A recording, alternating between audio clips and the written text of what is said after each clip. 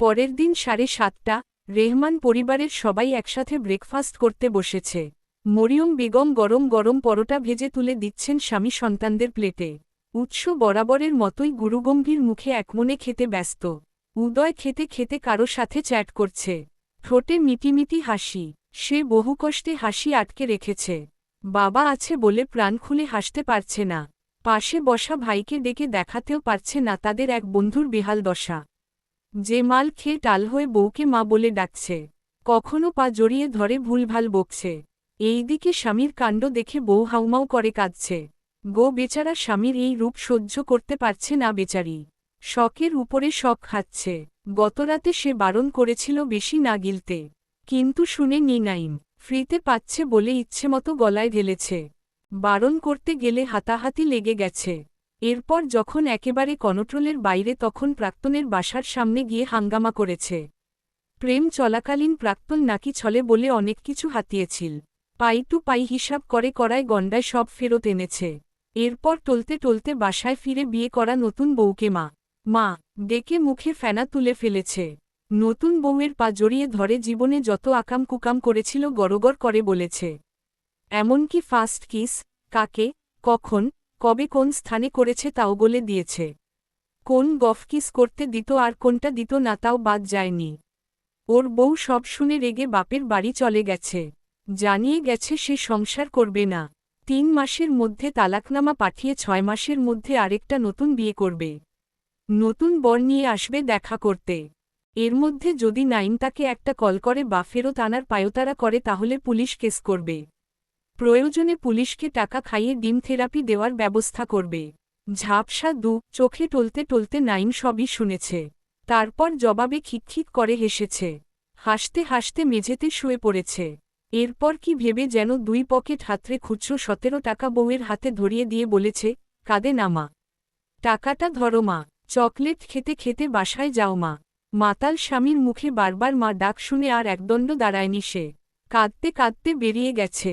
বউ যাওয়ার পরপর নাইম নিজেও বেহুশ হয়ে গেছে। এখন জন বন্ধু নাইমের দেখভাল করছে। নাইমের বাবা মা গ্রামে বেড়াতে গেছেন বিধায় উনারা এসবেরই কিছু জানেন না। জানলে এতক্ষণে পিঠে ছাল তুলে হাতে ধরিয়ে দিত। কারণ নাইমের বাবা মা ভীষণ রাগী। নেশা ভান একদমই পছন্দ করে না। এদিকে রাত পেরিয়ে এখন সকাল। এখনও নাইমের হুঁশ ফিরেনি। বেচারা ভাবতেও পারছে না তার পুলিশ শ্বশুর তার জন্য আইক্কাওয়ালা বাস রেডি করেছে। সে হুঁশে ফিরলে সেই বাসের খোঁচা তাকে সজ্ঞানে গ্রহণ করতে হবে। তাও আবার বিনা বাক্যে, বিনা প্রতিবাদে। আহারে বেচারা। বন্ধুর আগাম বাস খাওয়ার দৃশ্য স্মরণ করে হাসি পাচ্ছে উদয়ের। হাসতে হাসতে পেট ধরে মেঝেতে লুটিয়ে পড়তে ইচ্ছে করছে। সে আপাতত ফোনটা পাশে সরিয়ে রাখল। অফিসের সময় হয়ে যাচ্ছে। এখন না বের হলে সত্যিই লেট হয়ে যাবে। বন্ধুর চিন্তা না হয় একটু পরে করবে। এদিকে উমাউর সাহেব ঢাকার বাইরের ফ্যাক্টরি নিয়ে খুব বেশি চিন্তিত। কিছু একটা গড়বড় হচ্ছে আন্দাজ করলেও ধরতে পারছেন না। যদিও ম্যানেজার জানিয়েছে সব সামলে নেবে। এই নিয়ে আলোচনা করলেন তিনি। 2 ভাই চুপ করে উনার কথাগুলো শুনল। নিজেদের মতো জানাল। সেই মতের উপর ভিত্তি করে কি হতে পারে তাও সুস্পষ্ট করে আলোচনা করল। ছেলেদের কথাগুলো ভাবলেন, মতো মিলিয়ে দেখলেন, এবং মনে মনে ভীষণ খুশিও হলেন। বুঝলেন ছেলে দুটো পাক্কা বিজনেসম্যান হয়ে উঠছে। তিনি 2 ছেলের দিকে সন্তুষ্টির দৃষ্টিতে তাকালেন। গর্বে, দর্পে, বুক ফুলে উঠল উনার। ছেলে দুটো শুধু দেখতেই নয়, তাদের আচার ব্যবহার, চাল চলনও, মাশাআল্লাহ। অথচ ছেলেদের জন্য নাকি আনবেন দাঁতফাঁকওয়ালা বউ।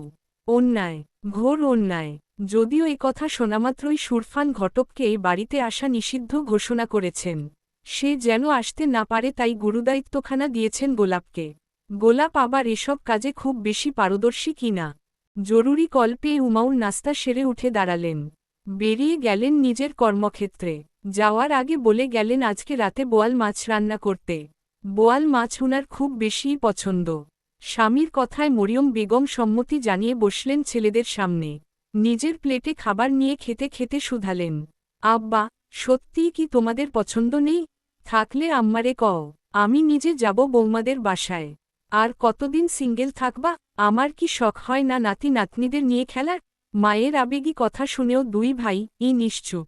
কাজের কথা এদের কথা ফুটে না, এ কথা উনিও খুব ভালো করে জানেন। তবে মুখে কুলু পেটে বসে থাকলে হবে না, কিছু বলতে হবে। তাই উনি উৎসকে উদ্দেশ্যে করে বললেন, তুমি কিছু বলো আব্বা। চুপ থাকলে হবে? বয়স কি থেমে থাকে? বউ আনতে হবে তো নাকি? পছন্দ থাকলে আগেই জানাতাম আম্মু। এই ব্যাপারে আগেও তো কথা হয়েছে আমাদের। পূর্বে না বলেছি এখনও আমার সিদ্ধান্ত নাতে অটল।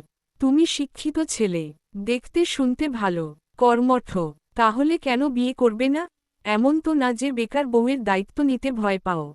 কি সমস্যা বুঝিয়ে বলো। যদি যুক্তিযুক্ত কারণ দেখাতে পারো তাহলে আমি তোমার সিদ্ধান্ত মেনে নেব। কারণ যেহেতু নেই তাহলে বলো তোমার কেমন মেয়ে পছন্দ? কোনো কারণ নেই, আমরা তোমার মনমতো মেয়ে খুঁজব না হয়। বিয়ে-টিয়ের ব্যাপারে আমি আগেও ছিলাম না, এখনও নেই। আমাকে এসবের মধ্যে টেনো না। আমি এভাবেই ভালো আছি। তা বললে কি হয়? আমি তো শুনব না বাবা। আমার বাড়িতে আমি পুত্রবধূ চাই মানে চাইই চাই। হয় নিজেদের পছন্দ থাকলে জানাও, নয়তো আমার পছন্দের পাত্রীকে কবুল করো। পাত্রী দেখার আগ মুহূর্ত পর্যন্ত তোমরা নিজের পছন্দের কথা জানানোর সুযোগ পাবে। এরপর আর সুযোগ থাকবে না। থাকলেও সেই সুযোগ কাজে লাগাতে দেব না আমি। ফোর্স করে লাভ হবে না। তাছাড়া সব পুরুষকে বউ বাচ্চা নিয়ে জীবন কাটাতে হবে এমন রুলস কোথাও নেই। আমি না হয় ব্যতিক্রম হলাম। আমি ভেবেছি তোদের দুটোকেই একই দিনে বিয়ে করাবো। প্রয়োজনে একই বাড়িতে। যমজ বোন হলে আরও ভালো। যমজ ছেলের সাথে যমজ বোনের বিয়ে। আহা, জমে আন্ডারস্কোর ক্ষীর। উৎস নিশ্চুপ, জবাবে কিছু বলার প্রয়োজন বোধ করল না। সে জানে, এখন একটার পর একটা কথা বাড়তেই থাকবে। এদিকে উদয় বারবার আর চোখে একবার বড় ভাই তো একবার মায়ের দিকে তাকাচ্ছে। মূলত অপেক্ষায় আছে, তাকে কখন জিজ্ঞাসা করা হবে। কিছু বলার জন্য ওর পেটের মধ্যে কথারা দলা পাকিয়ে খোঁচাচ্ছে যেন। জিহ্বাখানা লোকলোক করছে মনের ভাব প্রকাশ করতে। কিন্তু ভাইয়ের সামনে সাহসে কুলাচ্ছে না। কারণ ভাই বারণ করে দিয়েছে এই ব্যাপারে আর কথা না বাড়াতে। গুরুগম্ভীর উৎস পাশে বসে ছোট ভাইয়ের মতিগতি বুঝে ভ্রু বাঁকিয়ে তাকাল। এটা যেন সতর্ক সংকেত। কিন্তু চটপটে উদয় শুনল না। সুযোগ মিস করলে তার ভাগ্যে বউ জুটবে না। না, এটা হতে দেওয়া যায় না। সে আর সিঙ্গেল থাকতে রাজি নয়। এটাই মোক্ষম সময় সিঙ্গেল দাগ মুছে ফেলার। যেই ভাবা, সেই কাজ। সে একলাফে উঠে মায়ের পায়ের কাছে বসে পড়ল। আতকে উঠলেন মরিয়ম বেগম। পা ছাড়তে বলে চেঁচালেন। কিন্তু উদয় ছাড়ল না, বরং পা টিপতে টিপতে পৃথিবী সমান দুঃখ কণ্ঠে ঢেলে বলল, আম্মা, আমার খুব পছন্দের কেউ একজন আছে। কিন্তু ভাইয়া রাজি হচ্ছে না। ভাইয়া রাজি না হলে এগোতে পারছি না। কি করি বলো তো? এ কি কথা? পছন্দ তোর, বিয়ে করবি তুই, সংসার করবি তুই, তাহলে ওর রাজি হওয়া না হওয়া নিয়ে কি সমস্যা? হয়েছে কি আম্মা, বিরাট গণ্ডগোল করে ফেলেছি আমি। সেই গণ্ডগোল করে সাহস পাচ্ছি না বিয়ে অবধি এগোনোর। আবার যদি ভুল হয়, সেই ভুলে যদি সুখপাখি জীবনে থেকে উড়াল দেয়, কি গণ্ডগোল বাপ? কি হয়েছে, আমাকে খুলে বল দেখি। গত ৩ মাস আগে আমি একজনকে পছন্দ করতাম।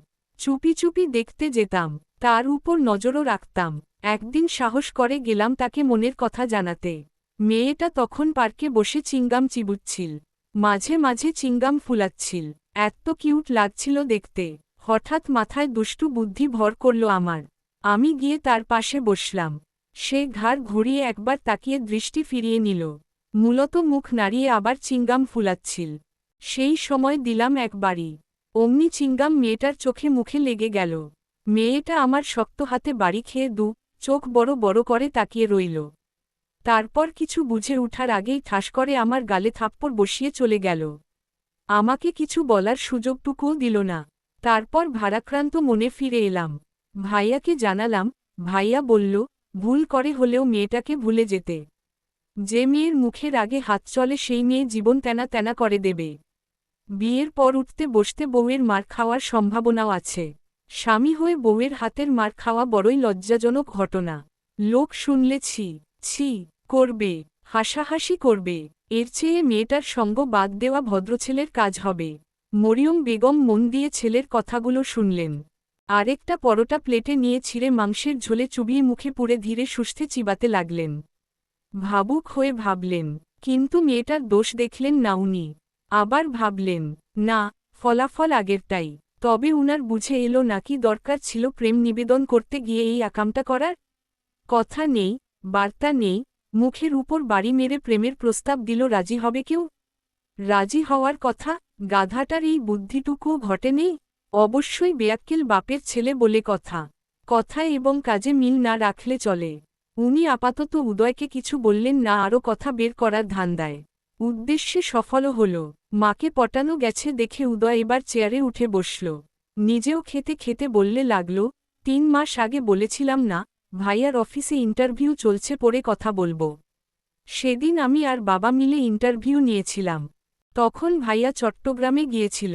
সেদিনের ইন্টারভিউতে মেধাবীরা টিকেছিল মোট 9 জন, কিন্তু অফিসে জয়েন করেছিল 10 জন। 10 জন? আরেকজনকে কোথায় পেলি? একটা মেয়ে ইন্টারভিউতে 2 মার্ক কম পেয়েছিল, আমিই তাকে 2 মার্ক বেশি দিয়ে টিকিয়েছিলাম। ওহ, তারপর? কথা কেউ জানত না, এমনকি বাবাও না। তারপর? তবে তাকে টিকানোর আরেকটা কারণ ছিল। কি কারণ? ভনিতা না করে বল না বাপ। মেয়েটা ভাইয়ার বর্তমান এই শশীর জামানের আপন বড় বোন। সে এর আগেও 2 বার ইন্টারভিউ দিয়েছিল, তবে শশী টিকলেও সে টিকেনি। বোনের সাথে একই অফিসে কাজ করার বাসনায় হালো ছাড়েনি। আর আমি যতটুকু জানি শশী খুব মেধাবী ও কর্মঠ। তার বোন নিশ্চয়ই খারাপ হবে না। এছাড়াও আরেকটা মজার ব্যাপার হচ্ছে তারাও টুইন। বলিস কি? তারপর আর কি? টুইন থাকলে যা হয় সেসব সমস্যায় হচ্ছিল। ভাইয়ার অফিসে গেলে সবাই আমাকে আর ভাইয়াকে যেভাবে গুলিয়ে ফেলে ওদেরকেও সেভাবেই গুলিয়ে ফেলছিল। এক বোনের নাম ধরে আরেক বোনের ডাকত ওদের কলিগড়া। একজনের কাজ অন্য জনকে করতে বলত। কখনো একই রকম দেখতে দুটো মেয়েকে দাঁড়িয়ে থাকতে দেখে অনেকে ভিমড়ি খেত। প্রতিদিন এ নিয়ে নানান কাহিনী ঘটতে লাগল। কিছু কিছু ক্ষেত্রে সমস্যা দেখা হল। এরপর ভাইয়া বড় জনকে আমার অফিসে পাঠালো আর আরেকজনকে নিজের অফিসে রাখল। ওহ, তা ওরা দেখতে কেমন? খুবই মিষ্টি। নাম কি শুনি? বড়টার নাম শৈলী, ছোটটার নাম শশী। বাহ, চমৎকার নাম তো। তা তোর কাকে পছন্দ? অকপটে বলা মায়ের কথা শুনে উদয় মাথা চুলকাল। তার মা বুদ্ধিমতী, কথা বলার প্রয়োজন পড়ে না। বলছে মাত্র অমনি কলকাতা বুঝে গেছে। তবে ভালোই হয়েছে, এবার বিয়ে অবধি গড়ালেই হয়। সে এবার আর চোখে ভাইকে দেখে মুখে লাজুক লাজুক ভাব এনে জবাব দিল, শৈলীকে। শৈলী কি তোর অফিসে কাজ করে নাকি উৎসের অফিসে? শৈলী আমার অফিসে কাজ করে, আর শশী ভাইয়ার। শৈলী খুব ঠান্ডা, কথা বলে ধীরে সুস্থে, কাজকর্মে যত্নশীল, বুদ্ধিমতীও বেশ। তবে শশীটা একটু বেশিই দুষ্টু, চঞ্চল, বাচাল, ছটফটে, তবে সরলমনা। পেটে কোনো কথা রাখতে পারে না। ওর বিশেষ গুণ, খুব সহজে মানুষের সাথে মিশতে পারে, মন জয় করতে পারে। প্রথম পরিচয়েও বোঝার উপায় নেই প্রথম পরিচয়। এক্ষেত্রে শৈলী পিছিয়ে আছে যদিও, তবে সেও কিন্তু মন্দ নয়। তবে আমি নিজে খেয়াল করেছি ভাইয়া সারাদিন শশীকে খুব বকাঝকা করে, খুব চাপে রাখে। একটা না সারতেই আরেকটা কাজ ধরিয়ে দেয়। সামান্য একটু কিছু ভুল পেলে রুড বিহেভ করে। তবে শশী কম না, মুখের উপর চটাস করে জবাব দিয়ে দেয়। কে চটল আর ফাটল দেখার ধার ধারে না। তবে হ্যাঁ, নিজের ভুল হলে সে ভুল স্বীকার করে নেয় অকপটে। অফিস টাইম শেষ হওয়ার মাত্রই চঞ্চল পাখির মতো ছুট লাগায় আমার অফিসে। তারপর 2 বোন একসাথে গল্প করতে করতে বাড়ি ফিরে। এটা তাদের রোজকার ঘটনা। কিরে উৎস, মেয়েটাকে বকাবকি বকিস কেন? হ্যাঁ, কোনো ফাঁকিবাজকে আলাদা করে ট্রিট করার সময় নেই তাই বলে বকবি? সে আমার অফিসের এমপ্লয়ি, ঘরের বউ না যে বারবার ভুল করবে আর আমি তাকে ছেড়ে দেব? আমার কাছে কাজের বেলায় কোনো ছাড় নেই। আগে কাজ পরে বাকি সব। তাহলে বউ করে নে, সমস্যা কি? বললামই তো বিয়ে করব না। উদয়েরটার ব্যবস্থা করো। ও তো বউয়ের থেকে শালীর গুণগান গাইল বেশি। তা তোর মতে শৈলী কেমন? অন্তত ছোটটার থেকে 1000 গুণ ভালো। বাড়ির বউ করাই যায়। দুটোকেই আনি, 2 বোন মিলেমিশে থাকবে। আমার শুকনো খটখটে বাড়িতে তারা নেচেকুদে বেড়াবে। টুইন ট্রাবলের নিত্যদিনের ঝামেলায় হেসে খেলে আমাদের জীবনটাও পার হয়ে যাবে। না, টুইনের ট্রাবলে ফেসে এমনিতেই আমাদের জীবনে কাহিনীর শেষ নেই। তাদের এনে বাড়তি ঝামেলা বাড়িও না। আনলে একটাকে আনো, আরে কিছু হবে না। সময়ের সাথে সব ঠিক হয়ে যাবে। হবে না, কারণ তারা বাড়ির বউ হবে। নিজেদের বউ চিনতে না পারলে অনেক সমস্যার সৃষ্টি হবে। কথা বলে থামতেই উদয় হো হো করে হেসে উঠল। তার একটা ঘটনা মনে পড়ে গেছে। গত মাসে ছুটির দিনে শশীর সাথে দেখা হয়েছিল তার। শশী তার কাজিনকে নিয়ে এসেছিল। বসেছিল তাদের থেকে একটু দূরে। সেদিন দুই ভাই উপস্থিত থাকলেও আলাদা থাকায় খুব একটা খেয়াল করেনি সে। ক্যাফেতে সেদিন খুব ভিড় ছিল। উদয় আড্ডাবাজ ছেলে, সে বন্ধুদের সাথে আড্ডায় মেতেছিল, গান টান গাইছিল। শশী বারবার সেটা খেয়াল করেছিল। পরে উৎসের সাথে দেখায় হওয়ায় শশী উৎসকে উদয় ভাবে। উদয় পাশ কাটিয়ে যাওয়ার সময় শশী তাকে ডাকে ভাইয়া সম্বোধনে। কারণ উদয় বলেছে অফিসের বাইরে দেখা হলে ভাইয়া বলে যেন ডাকে। স্যারটার শুনতে ভালো লাগে না তার। এদিকে এখানে তার পি এ দেখে উৎস ভ্রু কুচকায়। ডাক শুনে ভিমরি খায়, তবুও স্বাভাবিকভাবে দাঁড়িয়ে থাকে। শোনে শশীর বাকি কথা। ততক্ষণে পেট পাতলা শশী গড়গড় করে বলতে থাকে, ভাইয়া, উৎস স্যারকে একটু আধটু হাসতে শেখাতে পারেন না? অথবা ভালো করে দুটো কথা বলা অন্তত শেখাতে পারেন। সব সময় কেমন বদরাগী পেঁচার মতো মুখ করে থাকে। মনে হয় উনি আপনার আপন মায়ের পেটের বড় ভাই। দেখতে একই রকম হলে কি হবে? গুবলেট মার্কা। যাই হোক, স্যারকে বলবেন না যেন আমি এসব বলেছি। নয়তো চাকরি গণ, নতুবা গাদা গাদা ফাইল ধরিয়ে দিয়ে ভূতের মতো বলবে, লাঞ্চের আগে শেষ করুন। উদয় সেদিনের ঘটনা মরিয়ম বেগমকে জানাতেই উনিও হেসে উঠলেন। হাসতে হাসতে বিষম খেলেন। অদেখা মেয়েটাকে দেখার ইচ্ছে পোষণও করলেন। কেন জানি খুব পছন্দ হয়ে গেল মেয়েটাকে, বিশেষ করে তার সাহস দেখে। উৎসের পি এ হলেও মেয়েটার সাথে কখনো দেখা হয়নি উনার। এবার বোধ হয় হবে, খুব তাড়াতাড়ি হবে। উনাদের হাসতে দেখে বিরক্ত হল উৎস। মরিয়ম বেগম কিছু বলতে গেলে সেই বলে উঠল, আম্মু, এ নিয়ে আর কথা বাড়াবে না। না যখন বলেছি তো না। তাছাড়া ওইরকম বিচ্ছু, ঝগড়ুটে, পাজি মেয়েকে লাইফ পার্টনার করার চেয়ে সিঙ্গেল থেকে মরা ভালো। একথা বলে সে হাত ধুয়ে টিস্যুতে হাত মুছে অফিসের উদ্দেশ্যে বেরিয়ে হল। উদয় চেঁচিয়ে ডাকলেও শুনল না। মেজাজ বিগড়ে গেছে তার। এ মেয়ে প্রচুর জ্বালায় তাকে। ভেবে কুল পায় না কোন কুক্ষুণে ওকে পি এ করতে রাজি হয়েছিল। সব দোষ সাব্বিরের, কারণ সাব্বিরই ওকে ঠিক করেছে। সাব্বিরের বউ গুরুতর অসুস্থ না হলে সাব্বির তার পি এ থাকত যদিও। বেচারা বউয়ের অসুস্থতার জন্য 2.5 মাস হল গেছে বাইরের দেশে। ফিরবে এ মাসের শেষের দিকে। পুরনো ও বিশ্বস্ত এমপ্লয়ি বিধায় অফিস থেকে তাকে আর্থিক সাপোর্ট দেওয়া হয়েছে। সব মিলিয়ে এখন ভালো আছে সাব্বিরের বউ। এখন ভালোই দেশে ফিরলে আগে আপদটাকে সরাবে। সাব্বির পি এ ছিল সেই থাকবে। এছাড়া কান মাথা বাঁচানোর আর কোনো উপায় নেই। এসব ভাবতে ভাবতেই অফিসে এসে পৌঁছাল সে। তার গাড়ি অফিসের গেট দিয়ে ঢুকতেই একজন এক ছুটে গিয়ে চেঁচিয়ে তার আগমনের কথা সবাইকে জানিয়ে দিল। রাগী বসের আগমনের কথা শুনে সবাই তড়িঘড়ি যে যার ডেস্কে বসে পড়েছে। কাজ করার ভান ধরেছে। ভাবখানা এমন কাজই জীবন, কাজই মরণ। কাজ ছাড়া চলবে না কারো জীবন। পরিবেশ এখন এতটা শান্ত, বোঝার উপায় নেই। কিছুক্ষণ আগে সুমনের বিয়ের গল্প শুনতে শুনতে মিষ্টি কারাকারি করে খাচ্ছিল সবাই। হাসাহাসি, গালগল্পে মেতেছিল। কেউ কেউ মুখের মিষ্টিটুকুও এখনও গিলতে পারেনি। অথচ ভঙ্গিমা দেখে বোঝার উপায় নেই তা। কি আর করার, বদরাগী, জাদ্রেল বসে হলে যা হয়।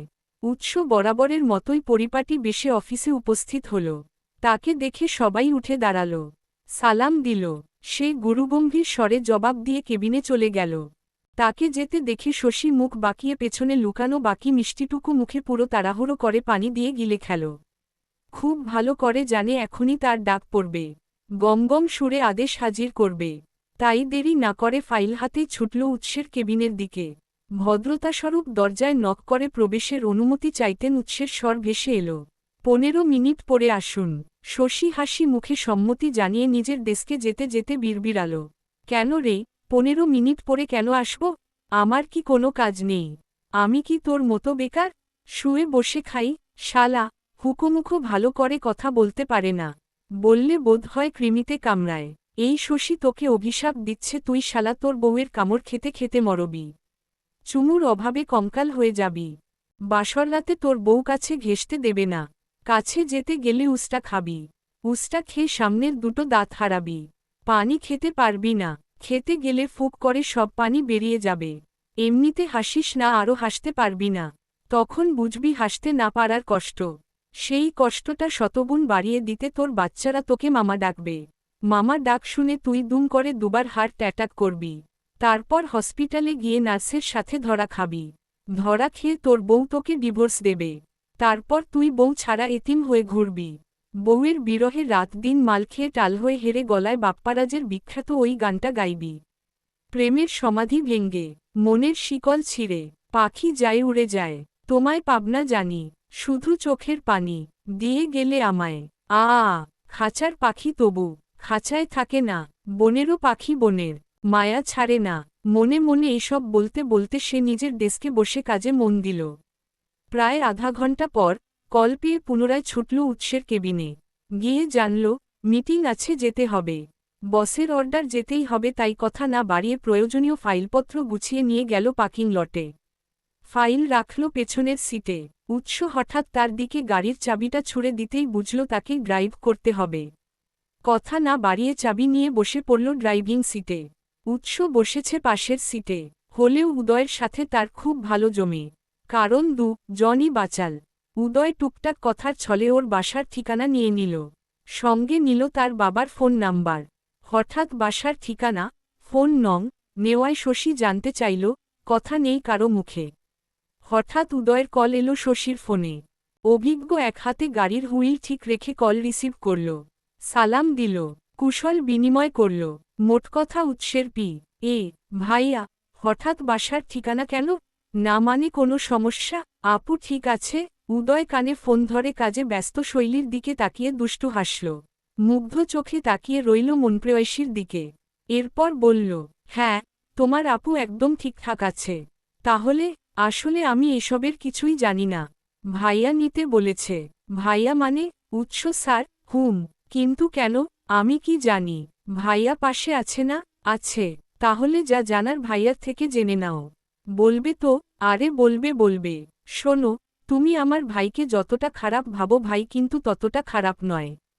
কথা কম বলে, একটু রাগী বটে, তবে মন খাঁটি সোনা। একথা শুনে শশী আর চোখে একবার তাকিয়ে ফিসফিস করে জবাব দিল, জি, এতটাই ভালো যে ভালোর ঠেলায় উল্টে পড়ে। হা। বিশ্বাস করলে না তো? দেখবে একদিন ঠিকই টের পাবে। ততদিনে বেঁচে থাকলেই হয়। ধুর, কি যে বলো না। এত তাড়াতাড়ি মরলে হবে? বোনের বর দেখবে না? বিয়েতে নাচবে না? জীবনে কত আনন্দ বাকি আছে, এখনই এসব বললে হবে? দেখতেই তো চাই, কিন্তু আপু তো বিয়েতে রাজি হয় না। কেন হয় না? পছন্দ টছন্দ আছে নাকি? তা নেই। তার নাকি কাউকে মনেই ধরে না। ও হাইসি। আচ্ছা, আমি কি এর সমাধান খুঁজে দেব?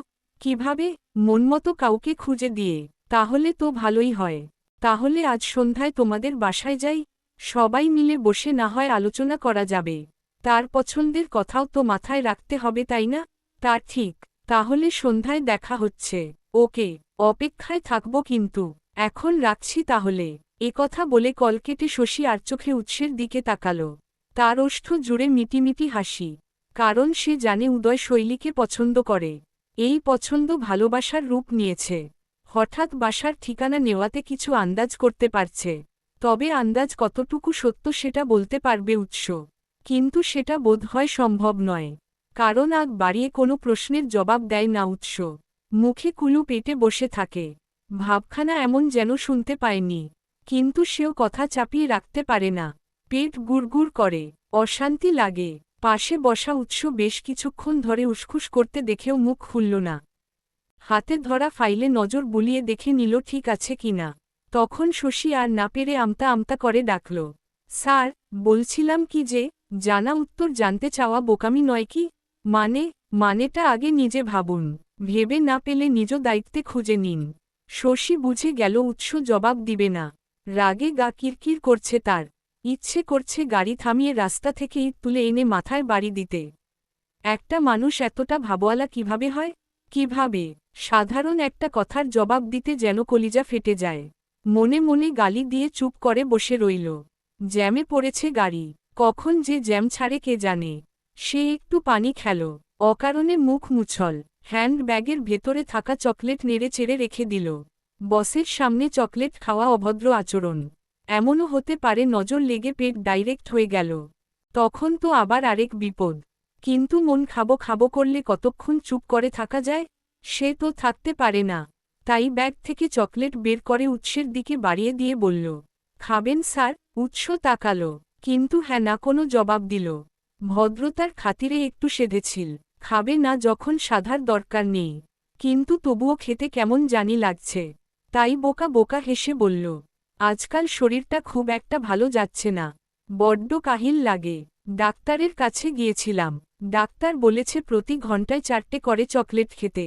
চকলেট খেলে নাকি শরীরে এনার্জি বাড়ে, বুদ্ধি বাড়ে না। জি। উৎস এবারও নিশ্চুপ হয়ে বিরক্ত মুখে তাকিয়ে জানালার বাইরে। তার বিরক্ত ভাব বুঝে শশী খাওয়ার সাহস করল না, মুখ লটকে বসে রইল। 20 মিনিট পর জ্যাম ছুটলে তারা মিটিংয়ে জয়েন করল। প্রায় 2.5 ঘন্টা টানা বকবক করে ডিল কনফার্ম করে মিটিং শেষ হল। সেখানেই লাঞ্চের ব্যবস্থা করা হয়েছিল। প্রাইভেসি মেইনটেইন করে আলাদা করে টেবিল সাজানো হয়েছে। শশী উৎসের খাবার গুছিয়ে দিয়ে নিজে কিছু পেট চালান করার উদ্দেশ্যে পা বাড়াতেই উৎস বলল, এখানেই বসুন। সমস্যা নেই স্যার, আপনি লাঞ্চ করুন, আমি আশেপাশেই আছি। সাব্বির বলে দেয়নি আমি বাড়তি কথা পছন্দ করি না? জি স্যার। না মানে আসলে? আসলে না, কিছু না। শশী মুখ কাচুমাচু করে বসল। সে আবার কারো সামনে খেতে পারে না। উৎস ততক্ষণে খেতে শুরু করেছে। খেতে খেতে তার দিকে তাকাতেই জনের চোখাচোখি হল। অপ্রস্তুত শশী বোকা বোকা হাসল। তারপর প্লেটটা টেনে নিয়ে খাবার মুখে তুলল। বুঝল খাবারের টেস্ট ভালো, শুধু ভালো না খুবই ভালো। সে খুব খুশি হল। লুকানো ক্ষুধা যেন মাথা চাড়া দিয়ে উঠল। খেতে খেতে বলল, খাবার দারুণ টেস্টি। বরাবরের মতোই উৎস নিরুত্তর। শশী খেতে বসেও স্থির নেই, এদিক ওদিক তাকাচ্ছে বারবার। উৎস খেয়াল করল বারবার ডানে তাকাচ্ছে সে। তাই নিজেও দেখল মাঝবয়সী এক লোককে দেখছে শশী। বারবার তাকাতে দেখে লোকটাও এবার ঘুরে ঘুরে তাকাচ্ছে। চুল ঠিক করছে, শার্টের কলার ঠিক করছে। এই কাণ্ডেও চুপ সে। তখনই শশী ফিসফিস করে বলল, স্যার, বেগুনি রঙা শার্ট পরা লোকটা লিয়াকত আলীর মতো না? লিয়াকত আলীকে? আমার নানি বাড়ির পাশের বাড়ির লোক। আমি তাকে এখানো দেখে রীতিমতো চমকে গেছি। আর একটুর জন্য চেয়ার উল্টে পড়ে যায়নি। মেইন পয়েন্টে আসুন। জি স্যার, আসলে লিয়াকত আলী মারা গেছে বছর খানিক আগে। মরা মানুষ কবর থেকে উঠে লাঞ্চ করতে এসেছে। কি ভয়ানক ব্যাপার ভাবতে পারছেন? আরও একটা চাঞ্চল্যকর খবর হচ্ছে মারা গেছে অদ্ভুত এক রোগে। কি রোগ জানেন? উনি মারা গেছেন কৃমি রোগে। উনার পেটের কৃমি কিভাবে যেন মাথায় উঠে গিয়েছিল। আমি এটা বুঝলাম না, ওরা রাস্তাঘাট চিনল কিভাবে? জার্নিটাও কম নয় নিশ্চয়ই। ঠিক এভারেস্ট জয় করার মতো কষ্ট করতে হয়েছিল বোধহয়। তবে যাই বলুন, কৃমিগুলো ট্র্যাভেল করা পছন্দ করত বোধহয়। এজন্য পেটে না থেকে ঘুরতে ঘুরতে মাথায় উঠে গিয়েছে। হ্যাঁ, তাদের পরিশ্রমীও বলা চলে। আচ্ছা স্যার, আপনার কৃমিজনিত সমস্যা নেই তো? উৎস আর সহ্য করতে পারল না। হাতের চামচ রেখে উঠে পড়ল চেয়ার ছেড়ে। দ্রুত পায়ে চলল ওয়াশরুমের দিকে। মুখের খাবারটুকু এখনও গিলতে পারেনি সে। খাবার সময় কৃমি তুমি বললে খাবার গেলা যায়? কোনো সুস্থ মানুষ খাবার সময় এই নগণ্য এসব কথা চালিয়ে যেতে পারে? তাকে এভাবে যেতে দেখে শশী মুখ বাঁকাল। বিড়বিড় করে বলল, ওয়াশরুম থেকে ঘুরে এসে খেতে বসতে কি হয়? খেতে বসে চাপ সহ্য করতে না পেরে ওয়াশরুমে যাওয়া কোন ধরনের বিহেভিয়ার? ছি, এই লোক আসলেই ন্যাস্টিমার্কা। নিজেরই জ্ঞান বুদ্ধি নেই অথচ আসছে বশ হতে। তোর বসগিরি খ্যাতায় আগুন শালা। এরপর ওয়াশরুম থেকে বেরিয়ে উৎস চলে গেল গাড়ির কাছে। তাকে যেতে দেখে শশীও খাওয়া ফেলে ছুটল গাড়ির দিকে। গাড়ির কাছে গিয়ে তার মনে হলো ফাইলগুলো ফেলে এসেছে। আবার দৌড়ে গিয়ে ফাইল হাতে ফিরে এলো। হাঁপাতে হাঁপাতে সেগুলো রেখে বসল ড্রাইভিং সিটে। রাস্তায় জ্যাম না থাকায় দ্রুত ফিরে এলো অফিসে। আজ সকাল থেকে দৌড়ের উপর আছে। ঘুম পাচ্ছে। সে ক্লান্ত শরীরে ডেস্কে গিয়ে বসতেই পুনরায় কল এলো। শশী গালি ছুঁড়ে উৎসের কেবিনে গিয়ে দরজামুখো দাঁড়িয়ে জিজ্ঞাসা করল, ডেকেছেন স্যার? ঢাকার বাইরে যেতে হবে। ওহ, বেস্ট অফ লাক স্যার। সাবধানে যাবেন। আপনিও যাচ্ছেন? ওহ, আমাকেও যেতে হবে? আপনার কাজ সম্পর্কে নতুন করে ধারণা দিতে হবে না নিশ্চয়ই? না না স্যার, বুঝেছি। এখনই বের হবেন? আজ কি ফিরব নাকি থাকতে হবে কোথাও? না মানে বাসায় জানাতে হবে, না হলে বাবা মা টেনশন করবে। ফিরব। ঠিক আছে। বলছি যে স্যার, এক মগ কফি দেই? না, আপনি কফি টফি যা খাওয়ার খেয়ে তাড়াতাড়ি আসুন।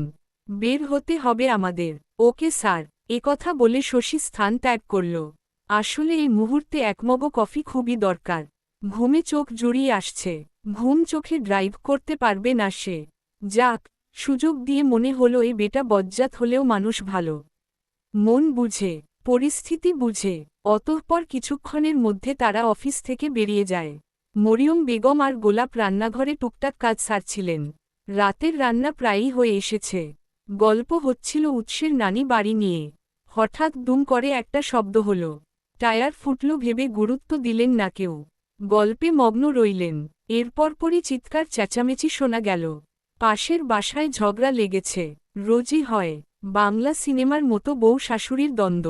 ঝগড়া শোনামাত্রই হাতের কাজ ফেলে রান্নাঘরের জানালায় উকি মারল গোলাপ। ঝগড়া দেখতে খুবই ভালো লাগে তার। তরকারিতে লবণ বেশি হওয়ায় ঝগড়া বেঁধেছে। শাশুড়িটা বৌমার নামে নালিশ করছে ছেলের কাছে। সৌভাগ্য নাকি দুষ্ভাগ্য বলা মুশকিল, ছেলেটা কানে কম শোনে। কম মানেই একেবারে কম যাকে বলে। কানের কাছে চিৎকার না করলে কিছুই শোনে না সে। আগে সবই শুনতে পেত। কানের কাছে ককটেল বিস্ফোরণ হওয়ার পর থেকে এই অবস্থা। বর্তমানে মা, বউ যখনই ঝগড়া করে অবলা প্রাণীর মতো টুকটুক করে তাকিয়ে দেখে। বউটা যখন কথা বলে বউয়ের দিকে তাকায়, ভাবখানা এমন যেন সবই শুনেছে। এরপর মায়ের দিকে তাকায়, ভঙ্গিমা দেখে মনে হয় এবার মায়ের কথা শোনার অপেক্ষায় সে। অথচ কিছুই শুনে না, বোঝে না। অতঃপর বউ শাশুড়ি বকবক করতে করতে এক পর্যায়ে নিজেরা হাঁপিয়ে ওঠে। থেমে যেতেও বাধ্য হয়। আজও একই ঘটনা। গোলাপ মনোযোগ সহকারে ঝগড়া দেখে পাশে দাঁড়ানো মরিয়ম বেগমের উদ্দেশ্যে বলল, খালাম্মা ঝগড়া দেইখা শান্তি পাইতাছি না। কি করি কন্ত? ঝগড়া কি ভালো জিনিস যে দেখে শান্তি পাবি? তাও ঠিক, কিন্তু একটা ব্যাপার আছে না? কি ব্যাপার? টান টান উত্তেজনা এমন, কিন্তু এদের ঝগড়া পানসে পানসে লাগের। তো কি করতে বলছিস? না মানে হেরা রোজ রোজ হুদাই ঝগড়া করে, মারামারি করে না ক্যা? ঝগড়ায় মারামারি না হলে ব্যাপারটা ঠিক জমে না। চিনি ছাড়া চায়ের লাহান ঝগড়া দেখতে মজা লাগে না। ঝগড়া করতে করতে ওরা হয়তো মারামারি ব্যাপারখানা ভুলে গেছে। তুই গিয়ে মনে করিয়ে দিতে পারিস। ঠিক কইছেন, তাইলে এহনি জায়গা। তো উৎস জানলে আমারে যদি রিমান্ডে নেয়? নিলে নেবে, তাইলে থাউক গা। একথা বলে মন খারাপ করে সে কাজে মন দিল। তবে ভেবে নিল ওই বাড়ির বউ শাশুড়িদের সাথে দেখা হলে মারামারি কথাটা মনে করিয়ে দেবে। প্রতিবেশী হিসেবে তার একটা দায়িত্ব আছে না? সে আবার এসব ব্যাপারে খুবই সচেতন। রাত তখন 10:30। উদয় এখনও বাসায় ফিরেনি। জানিয়ে দিয়েছে ফিরতে দেরি হবে। সবাই যেন ডিনার সেরে নেয়, সে নাকি খেয়ে আসবে।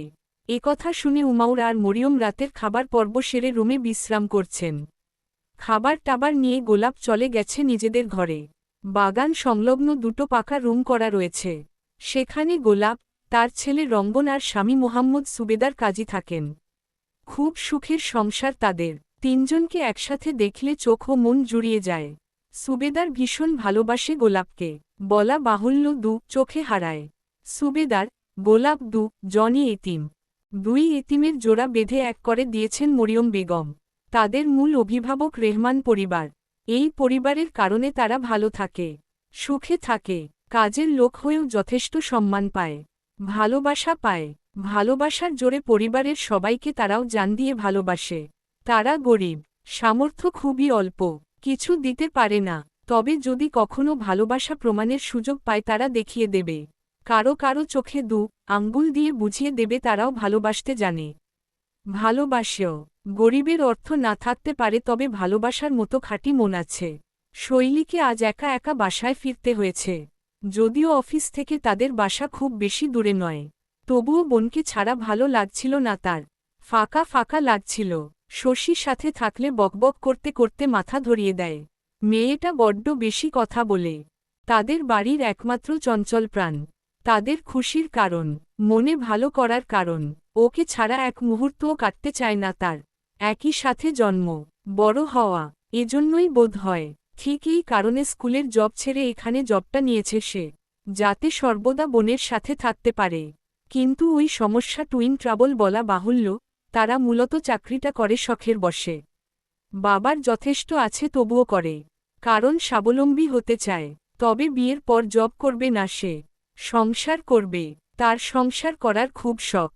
রান্নাবাটি খেলার মতো সবার জন্য কত কিছু বাঁধবে, নিজ হাতে বেড়ে খাওয়াবে, সবার খেয়াল রাখবে। যদিও দু জনের জন্যই পাত্র দেখা হচ্ছে। মনমতো পেলে দু জনই বিয়েতে রাজি হয়ে যাবে। কারণ বোনই পিওর সিঙ্গেল। বাসায় ফিরে বোনকে না পেয়ে বাবা মায়ের সাথে সময় কাটাল, লুডু খেলল, মায়ের হাতে হাত কাজ সারল, অফিসের কাজ এগিয়ে রাখল, শশীর জিনিসপত্র গুছিয়ে রাখল। এদিকে উৎস এখনও বাড়িমুখো হয়নি। সে নাকি ঢাকার বাইরের কোন ফ্যাক্টরিতে গেছে, সেখানে কি সব ঝামেলা হচ্ছে। কোটি টাকা খরচ করে ছোট বড় অনেক মেশিন আনার পরেও নাকি ঠিকঠাক কাজ হচ্ছে না। দুদিন পরপর নাকি কাজ বন্ধ রাখতে হচ্ছে। মাসে 4টা শুক্রবার বাদে মেশিনের অজুহাতে বাড়তি 10 ছুটি হলে সমস্যা। ব্যবসায় বাতি জ্বলতে সময় লাগবে না, তাই সে নিজেই আজ সমস্যা খুঁজে এসেছে। এতদিন ম্যানেজার সব দেখভাল করত, বাবার খুব বিশ্বস্ত লোক উনি। সম্পর্কের দিকে তার বাবার কেমন ভাই যেন।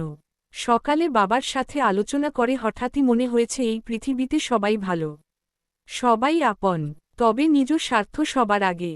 মেশিনের সমস্যার কারণে 2 সেক্টরের কাজ বন্ধ রয়েছে। যেই সেক্টরে কাজ চলমান তারা সেখানে গেল। এই সেক্টরে অনেকজন কাজ করছে। 6 ঘন্টার ডিউটি অনুযায়ী পালা বদল করে কাজ করে এরা, স্যালারি পায় কাজ অনুযায়ী। উৎস ঘুরে ঘুরে ফ্যাক্টরি দেখছে, কখনো শ্রমিকের সাথে কথা বলছে, শ্রমিকরা মালিকের সাথে কথা বলছে শুনেই থতমত খেয়ে তড়িঘড়ি করে ম্যানেজার ছুটে এলেন। উৎসকে তারা দিয়ে বলল এখানে প্রচুর গরম, অফিস রুমে বসতে। কিন্তু উৎসের হয়ে শশী জানালো, এত ব্যস্ত হবেন না আঙ্কেল, গরম লাগলে ঘাম ঝরবে, ঘাম ঝরছে মেদ কমবে।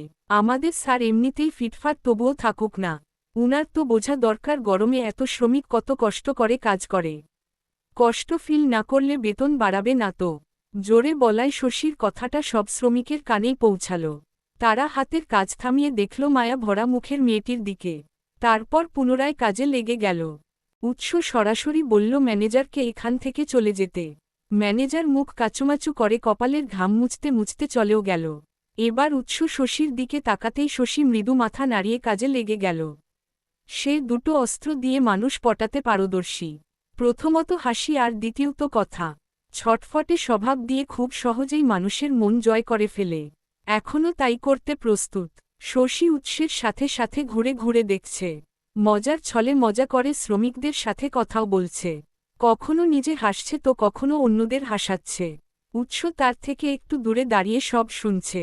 অদ্ভুতভাবে শশী কিছুক্ষণের মধ্যেই কি করে যেন পরিবেশ কবজা করে নিল। কথায় কথায় মাঝবয়সী একজন শ্রমিককে শুধাল, ওহ কাকা, এখানে আছেন কতদিন? সমস্যার হয় না তো?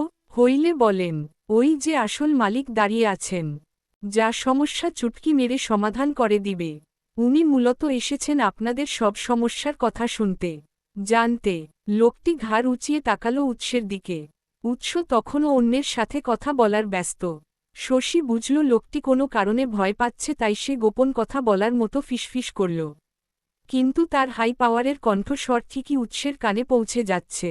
সে শ্রমিকদেরকে বলছে, আমিও আপনাদের মতোই শ্রমিক ছিলাম কাকা। যে ফ্যাক্টরিতে কাজ করতাম ওখানকার ম্যানেজার বেডার নজর ভালো ছিল না। সে কথায় কথায় গায়ে হাত দিতে চাইত, নোংরা চোখে তাকাত। গরিব মানুষ, আমি কাজ না করলে খাবো কি? চাকরি হারানোর ভয়ে কিছু বলতেও পারতাম না। একদিন স্যার আমাদের ফ্যাক্টরি দর্শন করতে এলেন।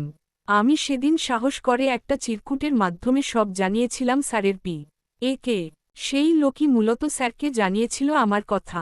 তারপর স্যার নিজে আমাকে সেখান থেকে সেভ করেছিল। ম্যানেজারকেও আচ্ছামতো টাইট দিয়েছিল। বর্তমানে স্যারের আগের এ দেশের বাইরে থাকায় আমি এখন উনার তাই বলছি, সমস্যা থাকলে আমাকে জানাতে পারেন। আমি চুপচুপ করে স্যারকে সব জানিয়ে দেব। ভয় নেই, কারো নাম প্রকাশ করব না। একথা শুনে আরও কয়েকজন শশীর দিকে এদিকে এলো। তারা কান খাড়া করে এতক্ষণ সবই শুনছিল, তবে সাহসের অভাবে মুখ খুলতে মুখ কাচুমাচু করছিল।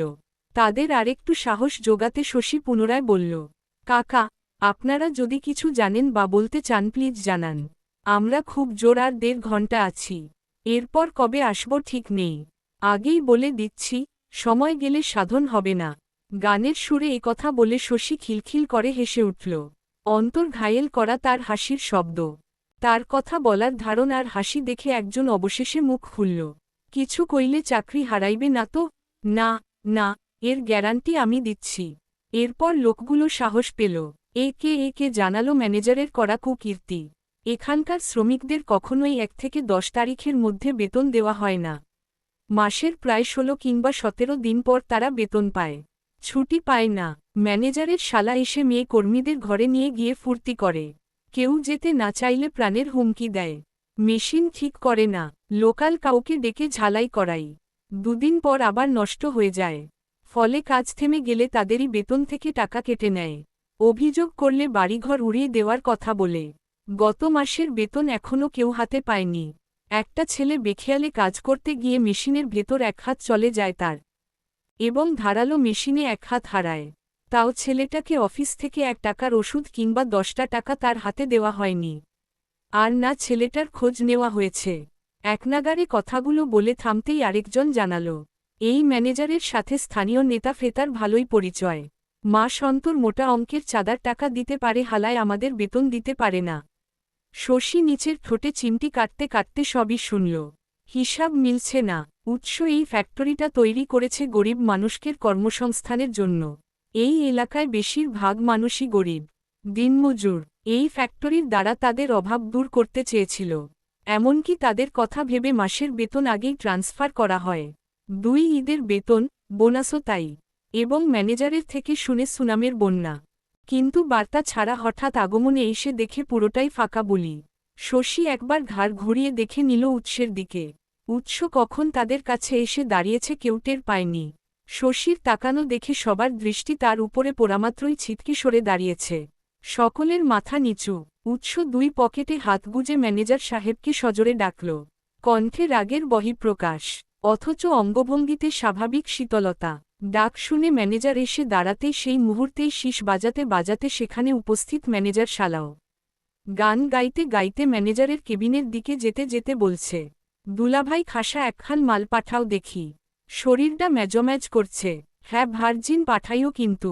তার কথা শুনে ম্যানেজার ঘাম মুছে তাকালেন উৎসের দিকে। আমতা আমতা করে কিছু বলার চেষ্টা করছেন তিনি। তখন উৎস তার থেকে দৃষ্টি সরিয়ে বলল, আপনাকে ফ্যাক্টরি দেখভালের দায়িত্ব দেওয়া হয়েছিল, অথচ আপনি শালা সম্বন্ধী নিয়ে এটাকে শ্বশুরবাড়ি বানিয়ে ফেলেছেন।